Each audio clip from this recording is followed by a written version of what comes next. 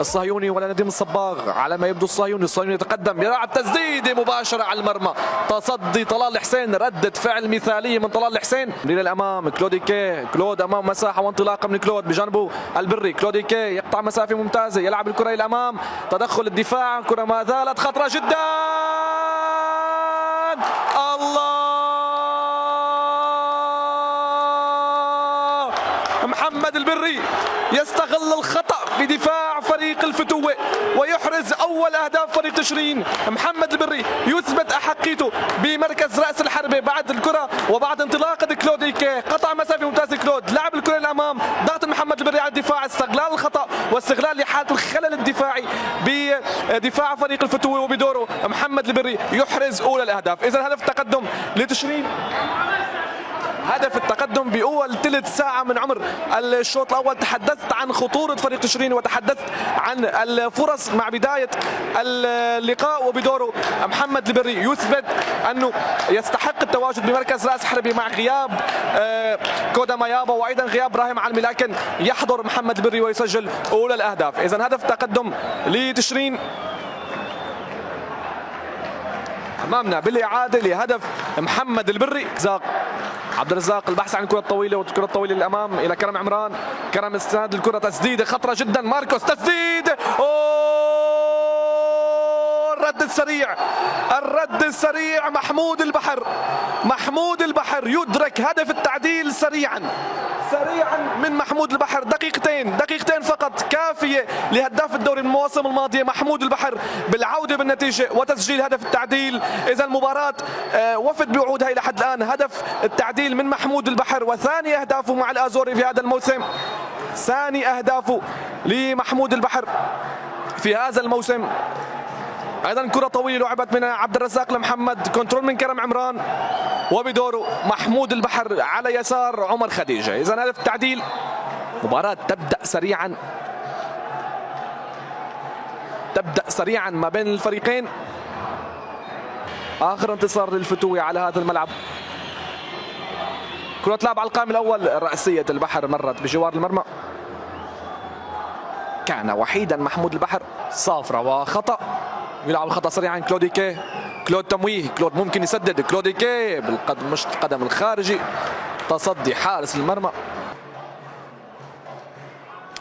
ضياء يلعب كرة طويلة خطرة جدا، محمود البحر داخل المنطقة، محمود تمويه وتسديد، تصدي حارس المرمى مع تحرك كلوديكي. فتح اللعب مباشرة إلى عمر ريحاوي، فرصة لتشرين. عمر ريحاوي يلعب العرضية داخل المنطقة، البري رأسية، كرة خطرة جدا، فرصة الهدف الثاني لتشرين. محمد البري كان ممكن يوقع ثنائية بالشوط الأول، يقترب لتنفيذ الركلة الركنية. شفنا كرم عمران وأيضا شفنا مصطفى جنيد، وهلا ماركوس يلعبها مقوسة إلى داخل المنطقة، إبعاد كرة نفذت إلى داخل المنطقة وإلى مرمى عمر خديجة، لكن عمر خديجة كان صاحي الكرة، أبعدها إلى ركلة ركنية الفتوة. كرة عاد بالخطأ من الصهيوني. ماركوس جوزيف استلام، ماركوس تسديدة على المرمى. الله الله الله الله يا عمر، الله يا خديجة، تصدي لتسديدة ماركوس جوزيف. وانطلاقة، تمريرة لعبد الله، كرة عرضية نديم خطرة جدا، العقيل، يا الله، أيمن عقيل، تنفيذ مثالي للكرة الخطرة من جدا لفريق تشرين. عرضية من نديم الصباغ على قدم أيمن عقيل، استغلال المساحة واستغلال لقلة السيطرة وقلة المتابعة الدفاعية، وبدوره أيمن عقيل يسجل ثاني الأهداف. إذا ثاني الأهداف لتشرين.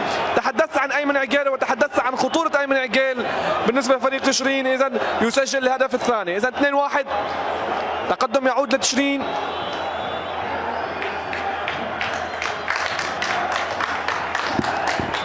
أمامنا بالإعادة استلام لأيمن عقيل، نظرة وحدة على المرمى وتسديدة على يسار طلال الحسين.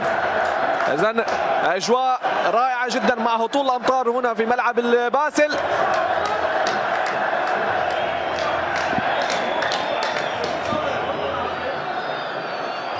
إذن أيمن عقيل يسجل الهدف الثاني.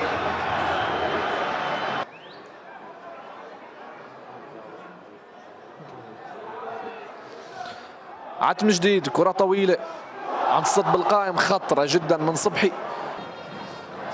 ابعاد عاد مع الريحاوي، ريحاوي خطرة عاد مع العبادي، عبادي عرضية داخل المنطقة خطرة جدا. ماركوس جوزيف تاية الكرة، تسديد يا الله،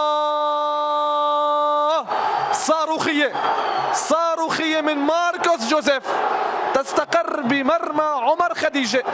تسديد صاروخية إذا من ماركوس جوزيف، تاية الكرة وتسديدة على المرمى استقرت بمرمى عمر خديجة. إذا هدف التعديل، تحدثت عن ضغط فريق الفتوة، دور ماركوس جوزيف يسجل ثاني أهدافه مع فتوة. إذا ثاني أهداف ماركوس قميص الفتوة.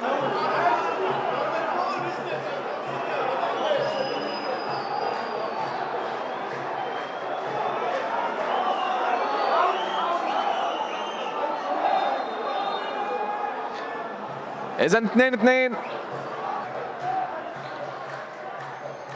ركلة ركنية، فرصة للأزوري تلعب على القائم بعيد، رأسية خطرة جدا. الهدف ممكن يكون قاتل تماما.